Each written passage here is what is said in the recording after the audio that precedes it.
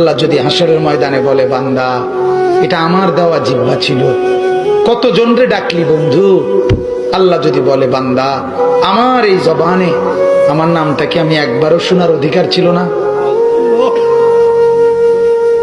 আমার এই কপালটায় আজকের সারাদিনে আমি একটা সেজদাও পাওনা ছিলাম না? আমার এই কানটায় আমি আল্লাহকে একটা বারো আজানের আওয়াজটা শোনার হক আমি পাওনা ছিলাম না? কি বলবি যুবক? হ্যাঁ মুসলমান, কি বলবো? বলো না বাপ, কি বলবো? এক মা যদি বলে, মা তার পাষাণ ছেলেকেও যদি মা বলে, এরে বাপ 9টা মাস তোরে পেটে ধরছি রে বাপ, 2টা বছর তোরে বুকের দুধ খাওয়াইছি বাপ, বিনিময়ে তুই আজকে আমার মতো মা রে ভুলে গেলি বাপ, কেমনে রে সহ্য করলি?